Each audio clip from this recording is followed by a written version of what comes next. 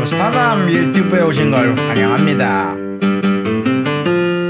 자, 안녕하십니까, 유사남입니다. 여러분들과 같이 위리뷰, 위클리 리뷰와 프리뷰 오늘도 함께 여러분들과 같이 해보도록 하겠습니다. 자, 일단 이번 주 스케줄 먼저 여러분들하고 리뷰를 해보도록 하겠습니다. 자, 일단은 일요일부터 아주 중요한 스케줄들이 이미 발표가 되는데요. 일단 많은 분들이 아시다시피 엔비디아의 GTC 이미 시작을 했습니다. 자, 일단 일요일부터 스케줄이 시작이지만 월요일날 가장 중요한 스케줄이 있을 예정이고요. 요거에 대해서는 조금 이따가 더 디테일하게 알아보도록 할 거고요. 그리고 이것을 제외하고더라도 일단 중국의 고정자산 투자, 중국의 산업생산지표, 중국의 실직률, MBS 기자회견까지 나왔는데요. 자, 일단 이런 부분들에 대해서 조금 짚고 넘어가게 되면요. 중국의 고정자산 투자 같은 경우 그리고 산업생산지표는 예상치를 크게 상회하는 지표가 나왔습니다. 그에 따라서 중국의 부양책이 어느 정도 작동하고 있다는 면을 보여주기도 했지만 문제는 중국의 실직률 자체도 예상치보다 좀 높게 나왔어요. 그래서 항생지수가 분명히 오늘 오르기는 했지만 0.11% 상승으로 마무리가 됐다는 점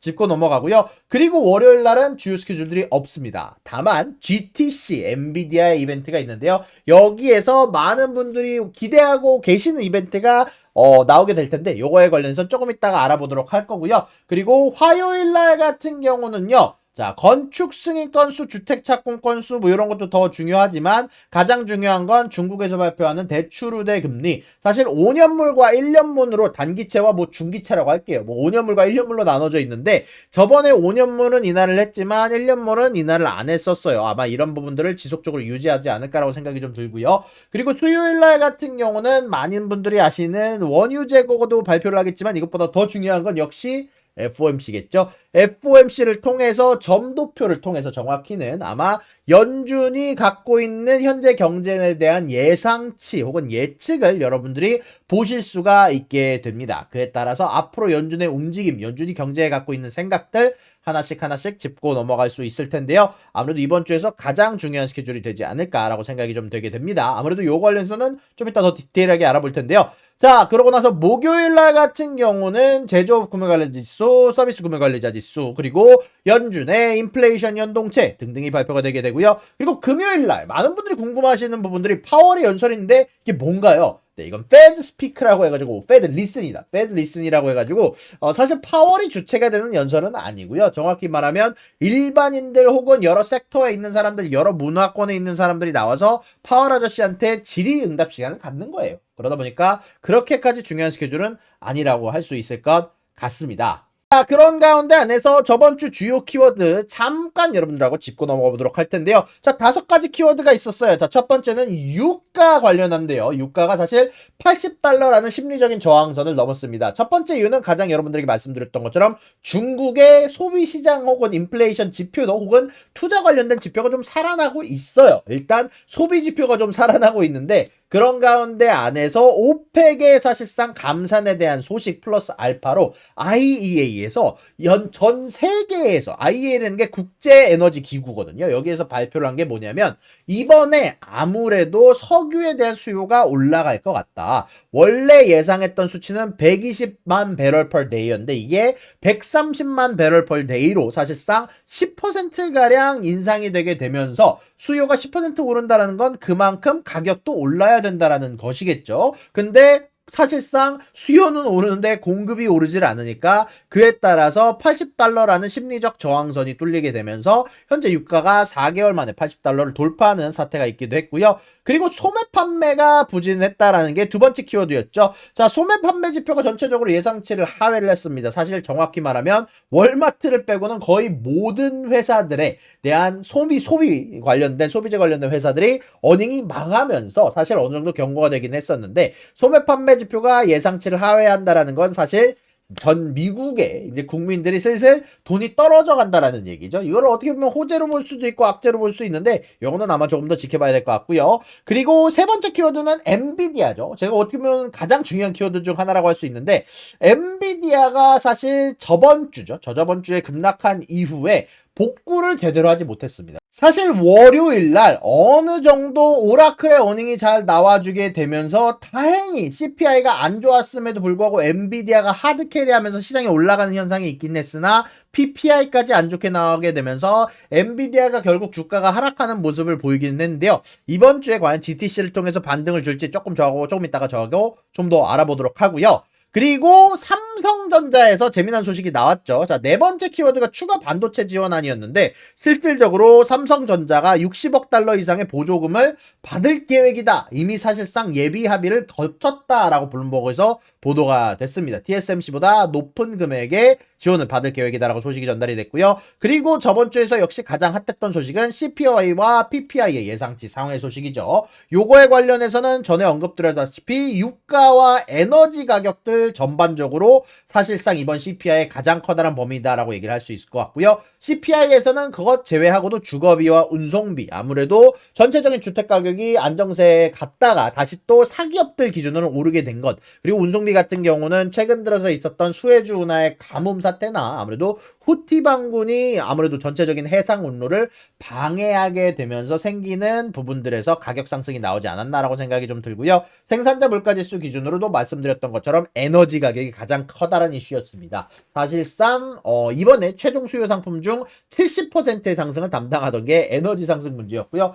근데 이것뿐만이 아니라 가격에 관련해서 자, 가축, 닭고기, 계란, 채소들도 여러분들 가격이 상승하게 되면서 어느 정도 사실 에너지를 제외하더라도 가격의 안정세가 조금 틀어지는 모습이 보이기도 했고요. 다만 곡물 가격이 마이너스로 나오게 되게 되면서 4.7% 하락하게 되면서 그나마 긍정적인 요소로 작용했다라고 얘기를 할 수 있을 것 같습니다. 그러면은 이제 중요한 거는 이번 주 주요 키워드겠죠. 많은 분들이 이걸 기대하셨을 텐데 이번 주의 주요 키워드는 네 가지입니다. BTFP 종료, BOJ 마이너스 금리 해제, 엔비디아, GTC, 블랙웰 GPU 발표, 네 번째는 FOMC가 될 거다라고 얘기를 할 수 있을 것 같은데요. 하나씩 키워드에 대해서 알아보도록 합시다. 자, 일단 BTFP의 은행의 긴급 대출 창구가 종료가 됐습니다. 자, 그런 가운데 안에서 NYCB 사태가 안정이 되면서 이제 은행 사태 끝난 거 아닌가라고 생각하실 수 있는데 여러분들 NYCB 사태는 은행 하나의 일일 뿐입니다. 자, 근데 이 BTFP에서 돈을 빌린 은행들은 굉장히 너무나도 많아요. 근데 NYCB 자체도 사실상 1조 원에 해당하는 현금을 수여를 받았는데 빠져나간 예금액은 8조 원에 가깝다는 소식이 전달이 되기도 했습니다. 그에 따라서 이런 은행 사태가 BTFP가 끝나게 됐을 때 사실 저기에서 나왔던 이 뉴스에서 나오고 있는 재할인 창구가 얼마나 은행들 사이에서 이용이 되는지가 아무래도 중요한 키워드가 될 것 같은데요. 만약에 재할인 창구가 늘어나게 되게 된다면 은행들이 유동성이 부족하다라는 신호가 되거든요. 이 유동성 부족 신호를 여러분들이 각자 투자에 도입을 해서 생각을 해보셔야 될 텐데 만약에 이 재할인 창구가 늘어난다는 건 은행의 리스크가 여전히 존재한다라는 얘기가 되기 때문에 아무래도 전체적인 침체에 대한 우려를 아무래도 알 수 있는 미리님 지표로 여러분들이 사용할 수 있는 부분들이 될 수 있다는 점 여러분들이 알고 가시면 좋을 것 같고요. 그리고 두 번째 키워드는 말씀드렸던 BOJ의 마이너스 금리 해제. 사실 이번 주는 굉장히 중요한 슈퍼 금리 위크라고 불리는 한 주입니다. 자, 중국도 금리 결정을 하지만 일본도 금리 결정을 하고 미국도 금리 결정을 합니다. 자, 근데 BOJ가 마이너스 금리를 해제할 수 있다라는 소식이 많이 나오고 있어요. 자, 여기에 대해서 전달을 해보면 사실 저번 주 같은 경우는요. 일본의 대형 기업들이 다시 또 자신의 직원들에 대해서 연봉 협상을 가져가는 한 주였다라고 얘기를 할 수 있을 것 같습니다. 근데 그 한 주가 생각보다 성공적이었다라고 해요. 생각보다 많은 사람들이 높은 연봉에 재계약을 할 수 있었고 그에 따라서 일본의 통화 정책을 회의하는 사람들 사이에서 만족스러운 결과가 있었다. 그리고 인플레이션을 유지할 수 있을 것 같다라고 언급이 되게 되면서 일본의 유력 경제지인 니혼 게이자이에서 이런 발표를 했다라고 합니다. 자, 단기 금리가 전체적으로 마이너스에서 플러스로 돌아설 것이다. 마이너스 0.1%에서 0% 혹은 0.1%까지 인상이 예정되어 있는 게 아니냐라고 얘기가 나오기도 했고요. 자, 두 번째는 조금 이야기가 나뉘는데요. YCC에 대한 철폐, 그리고 ETF, 부동산, 리츠, 신규 매입에 대한 종료안, 요거는 조금 이야기가 나뉘는데 이런 부분들이 현재 지금 일본 시장에 어느 정도 선반영이 되어 있다라고 얘기를 할 수 있을 것 같고요. 현재 지금 기준으로는 일단 이 두 가지 소식이 이번에 일본에서 BOJ를 통해서 마이너스 금리가 해제가 되면서 전체적인 엔화 강세로 이끌어갈 가능성이 언급이 많이 되고 있다는 점 여러분들이 알고 계시면 좋을 것 같아요. 일본이 저렇게 마이너스 금리를 해제하게 되면은 엔화가 강세로 감과 동시에 여태까지 끝도 없이 오르고 있던 일본의 주가가 어떻게 될지도 여러분들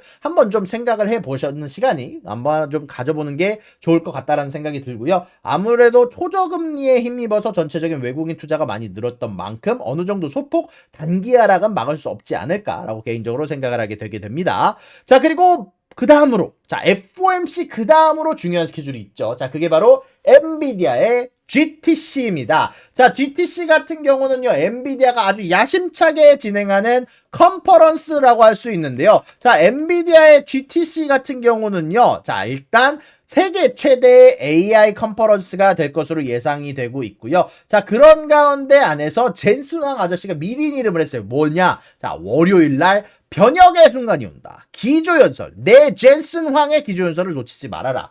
이제는 AI의 역변이 온다라고 얘기를 했단 말이에요. 자, 그 무슨 얘기를 하려고 하는 거냐? 자, 많은 사람들이 예상을 하기론 거의 99% 예상을 하기론 자, B100. 자, 차세대 GPU 엔비디아가 갖고 있는 H100, H200을 뛰어넘어서 차세대 GPU가 공개될 예정이다 라고 어느 정도 많은 기사들이 보도를 하고 있는데요. 자, 그렇다면 이 B100 칩이 어떤 물건인지 알아야지, 얼마만큼 선반영이 되어 있는지 알아야지 우리가 엔비디아의 미래에 대한 방향성을 알 수 있겠죠. 자, 그런 가운데 안에서 자, 일단 엔비디아의 젠슨 황이 등장하는 시간은 미동부 기준으로 오후 1시부터 3시 사이가 될 것으로 예상이 되고 있고요. 자, 그리고 만약에 한국 기준으로는 화요일 오전 2시부터 4시 사이가 될 것으로 예상이 되고 있는데요. 최대한 제가 돌아와서 여러분들하고 라이브 볼 수 있도록 노력하도록 하겠습니다. 자, 그리고 이 B100 발표가 이 시간대에 나오게 될 텐데, 자, 이 B100이라는 물건이 무엇이냐? 간단하게 정리하면 전 세대를 아득하게 뛰어넘을,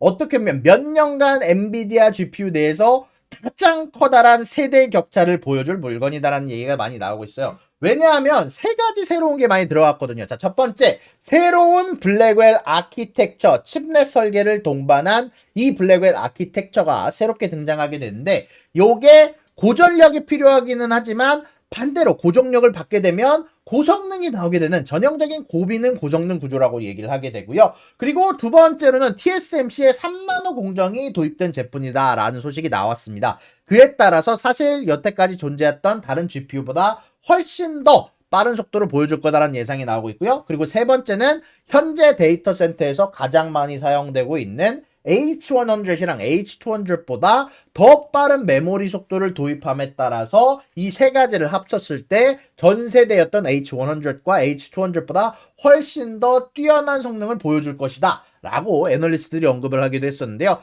가장 중요한 건 아무래도 가격이 되겠죠. 자, 이런 가격 가운데 안에서 GPU가 현재 최고 GPU 가격인 2만 달러보다 높게 책정이 될 거다라는 예상이 많이 나오고 있고요.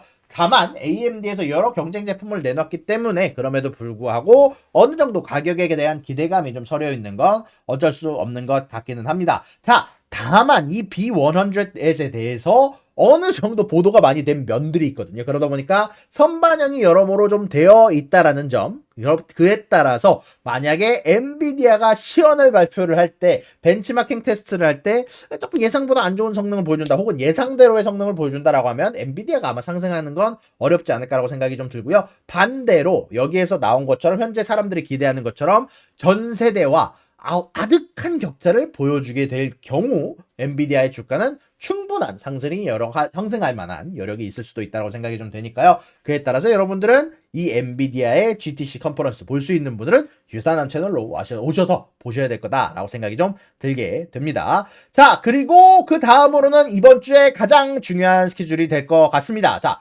FOMC, 이게 마지막 키워드인데요. 자, 이번 FOMC는 점도표라는 아주 새로운 것이 또 추가가 되게 되는데요. 자, 이 점도표는 3개월 3개월마다 한 번씩 체크하는 연준이 가지고 있는 현재 경제에 대한 생각을 예측치로 점을 찍어서 앞으로 금리를 얼마나 올릴까, 금리를 얼마나 내릴까, 실업률이 얼마나 될까, 장기적립금리가 얼마나 될까 등등 이런 것들을 현재 연준 위원들의 예상을 적어놓는 표를 점도표라고 얘기를 하는데요. 자, FOMC가 이번에 점도표를 발표를 한다라는 소식이 전달이 됐고, 그리고 두 번째로 제가 기대하는 소식은 테이퍼링 관련된 소식을 좀 기다려가고 있는데요. 자, 테이퍼링이 뭐냐면은 간단하게 정리하면 현재 연준이 채권을 계속 팔아대가지고 시장에 팔아대서 유동성을 축소하는 역할을 가져가고 있는데, 이 테이퍼링이라는 건 그 축소를 천천히 줄여가는 것 을 테이퍼링이라고 합니다. 이제 시장에서 원하는 소식이죠, 이게. 자, 그런 가운데 안에서 연준 위원들의 말은 어땠을까요? 자, 원로 연준 이자는